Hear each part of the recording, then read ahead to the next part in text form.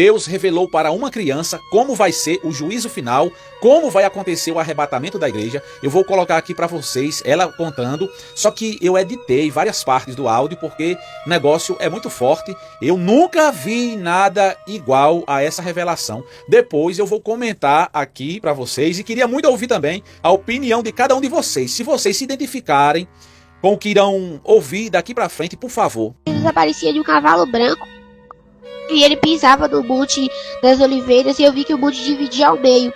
Na hora que o monte dividia ao meio, eu vi que ele batalhava com o anticristo e foi derrotado. Aí eu vi que os anjos que também estavam nos cavalos e a igreja também estava todo mundo em cavalo. E eu vi que as pessoas que ficaram e o povo de Israel subia para o céu. E eu vi que já estava o Pai, não era mais o Senhor Jesus, eu não vi o rosto dele, eu não consigo ver o Pai. O Senhor Jesus a gente só consegue ver do ombro para baixo, não consegue ver o rosto, nenhum dos dois, só que o Pai não dá pra gente ver ele. Por causa que acho que a gente não conseguia nem chegar perto, por causa dele, né, que tem muita luz.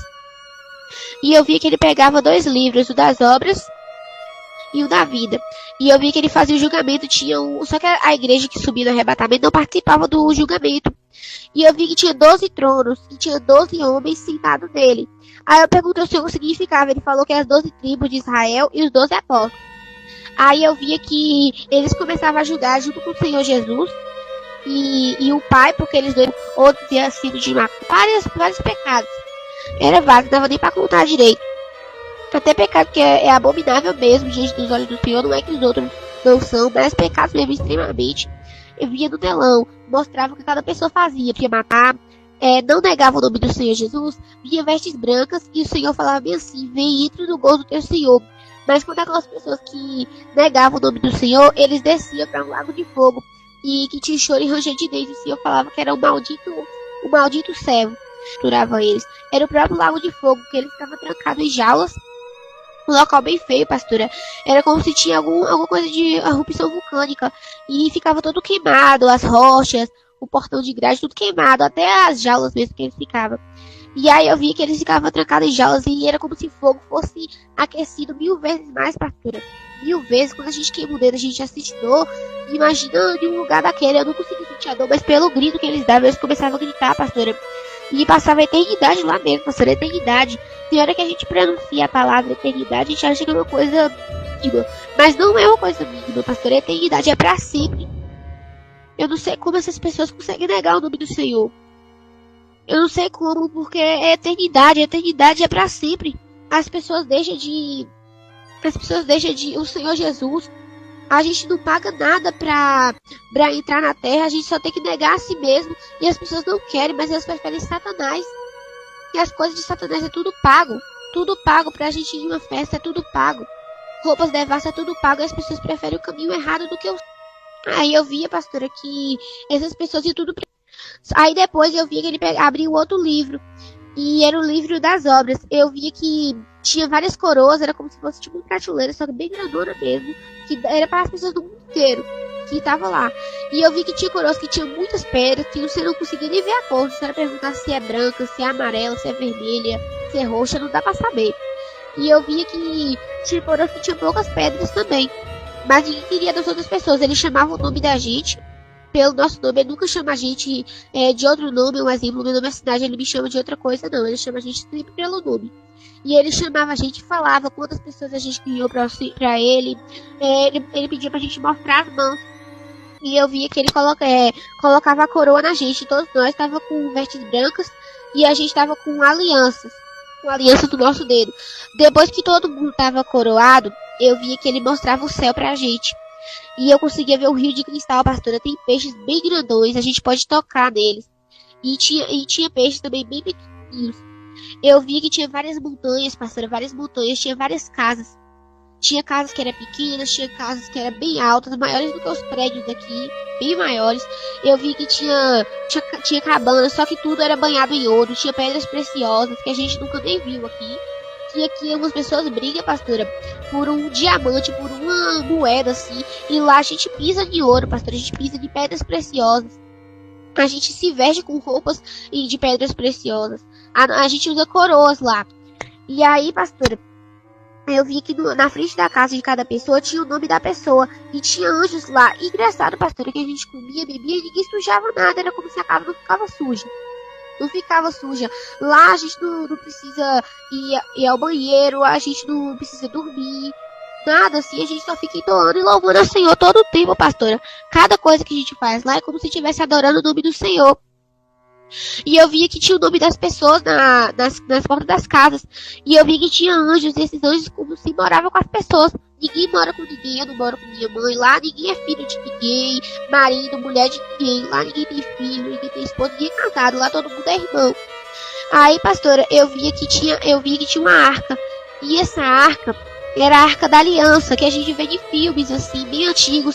Aí ele falou que lá dentro tinha as 2 tábuas dos 10 mandamentos e tinha o cajado de Moisés. Só que também tinha a arca que ele mandou pra Noé construir.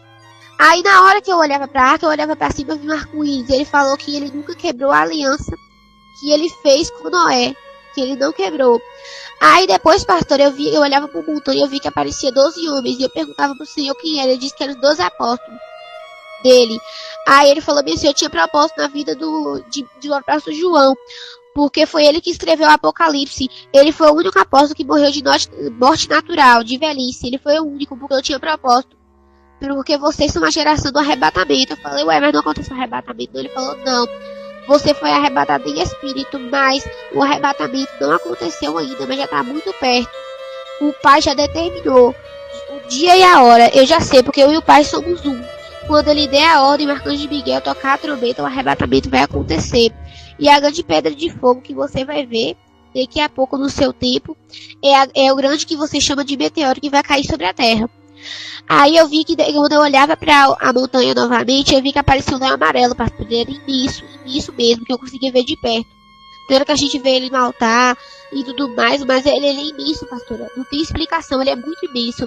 E ele rugia, pastora, um rugido bem alto, que todo mundo que estava na cidade ouvia. De lá de cima, pastora, de lá de cima era como se a cidade era pequena, mas a gente estando dentro da cidade, ela é muito grande, ela não tem fim. Aí eu perguntei pro Senhor, falei assim, eu nunca tive uma cidade grande dessa. Ele falou bem assim, eu só mostro pra vocês em visões de arrebatamento uma parte. Você ainda não viu todo, você já tá maravilhada com esse pouquinho que eu te mostrei. Isso não é nem um décimo do céu, como é que é. Aí depois ele foi e falou bem assim, vocês não tem noção, ninguém sequer ouviu falar, nem passou na mente de vocês o que eu tenho preparado pra vocês aqui. Vocês falam sobre o céu que é maravilhoso, mas vocês não têm ideia do que é. Você não vê nem um décimo do que é aqui. Aí o leão rugia de novo, pastor. Ele rugia 7 vezes. E ele dizia que o filho dele viu o fruto do trabalho. E que a gente moraria lá para sempre e eternamente. Que a gente só precisava negar a nós mesmos, carregar a cruz e seguir a Jesus. Aí depois, pastor, eu já vi que eu estava como se fosse no universo.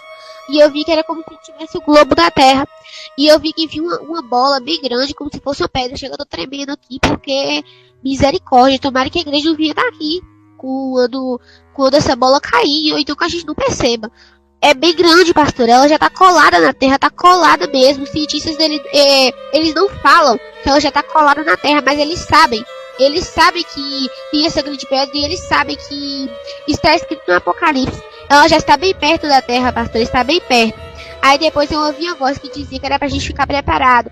Aí falou bem assim, o que você viu, pequena, passa. Aí depois ele falou bem assim, ninguém vai dar desculpa de dizer que não ouviu.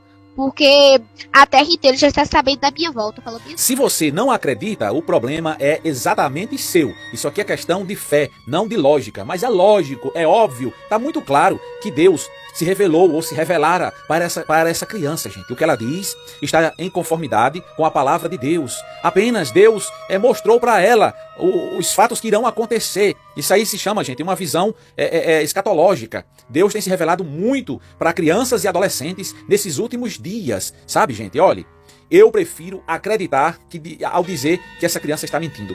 Deixa a sua opinião aí. Você acha que realmente Deus se apresentara para essa criança ou ela está inventando? Gente, dá para ver nitidamente que essa pessoa está falando a verdade, que essa criança está falando a verdade e que é desse jeito. Vai ser passado um filme de nossa vida, gente, naquele dia. Ninguém vai ter desculpas diante de Deus e dizer, Senhor, ninguém me disse o que é que eu tinha que fazer para ser salvo, para herdar a vida eterna. Alguém pode dizer, a revelação já está na Bíblia, irmão. Isso aí a Bíblia já disse há muito tempo. Sim, só que muita gente não lê a Bíblia. A Bíblia, para muitos, é um livro retrógrado.